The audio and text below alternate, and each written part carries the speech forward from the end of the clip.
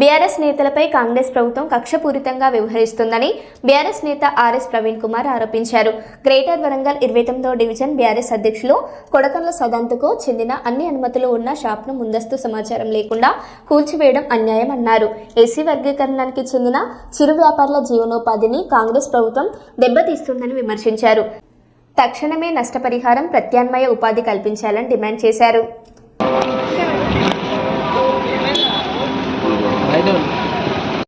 Information ఎందుకు కొట్టాలి తెలియదు.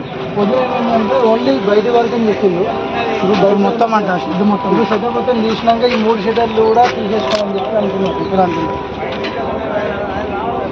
మళ్ళీ మేము పే చేస్తున్నాం. గుడికి లక్షలు పే చేస్తాం. 5 lakhs పే చేస్తున్నాం గుడికి టెండర్. ఇంకా మా ఇంకా 6 months కూడా కావాలంట.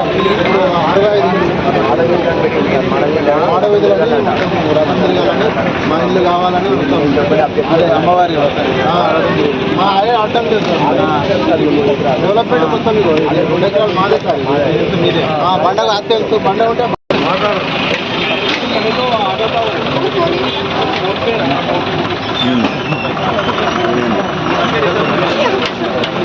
నమస్కారం. ఈరోజు భద్రకాళి అమ్మవారి దేవాలయం ఎదురుగున్నాం.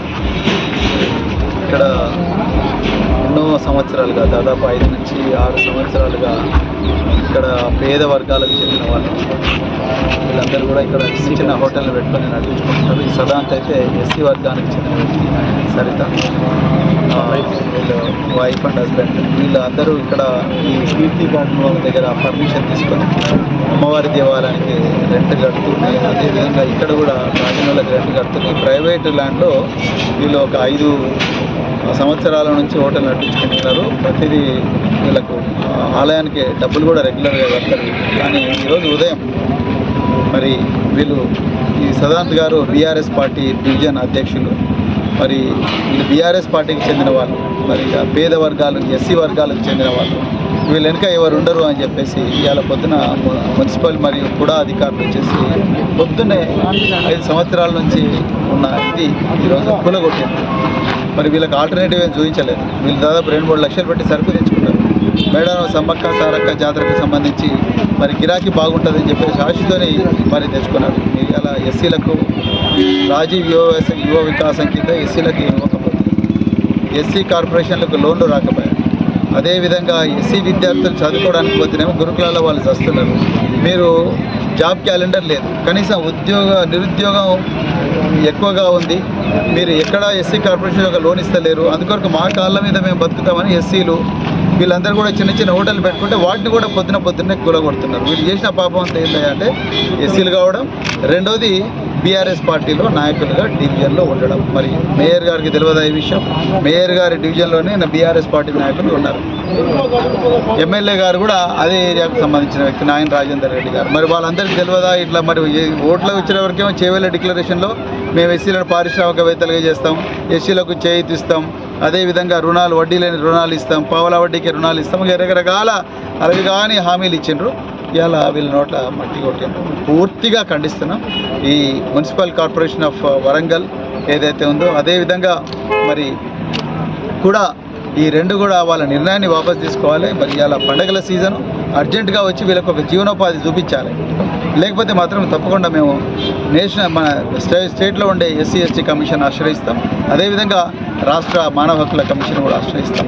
తప్పకుండా మరి మా నాయకులందరూ కూడా అధికారుల దృష్టికి తీసుకుపోయినారు. వాళ్ళు మాకు తెలియదు, అది నీళ్ళు నములుతూ ఉన్నారు. అట్లా కాదు, మీరు స్పష్టంగా సమాధానం చెప్పాలి. మళ్ళీ వీళ్ళకు పునరావాసం కల్పించాలి. ఇక్కడే కల్పించాలి. ఎక్కడో వాళ్ళ గుట్టలలో పుట్టలలో కనిపిస్తాయి కదా, ఇక్కడ రోడ్డు మీద గిరాకు ఉంటుంది. మీ చేత కాదు, మీరు మాకు ఉద్యోగాలు ఇవ్వలేకపోయినారు. అందుకొరకే మా కాళ్ళ మీద మేము మిత్తికో వాటికో వీటికో గిరువు పెట్టి తెచ్చుకొని డబ్బులు తెచ్చుకొని ఈ షెడ్ వేసుకున్నారు. మీ భూముల గురించి అడుగుతలేరు వాళ్ళు, మీ ఫామ్ హౌస్ల గురించి అడుగుతలేరు, లేకపోతే మీరు సంపాదిస్తున్న వజ్రాలు వైడూర్యాల గురించి అడుగుతలేరు, మీ కాంట్రాక్టర్ల వాటా అడుగుతలేరు. వాళ్ళ బతుకు వాళ్ళు బతుకుతున్నారు. పక్కన కూడా అంతే, పక్కన కూడా దాన్ని తీసేస్తే వాళ్ళు కాళ్ళ మీద పడి మరి వాళ్ళు మీరు తీసేకండి మేమే తీసేసుకుంటామని చెప్పి వాళ్ళు తీసేసుకుంటారు. ఇంత భయభ్రాంతులకు గురి చేయడం సరికాదు. మీకు ఎంతోమంది భూ ఆక్రమించారు. మరి వాళ్ళను దయచేసి పోయి అడగండి. ఎస్సీలో దొరికినరా మీకు? వాళ్ళు ఏమడిగినారు, ఏం చేసిండ్రు, వాళ్ళు వెనక ఎవరు లేరైనా మీరు ఎట్లా చేస్తున్నారు? ఆ రోజులు పోయినాయి.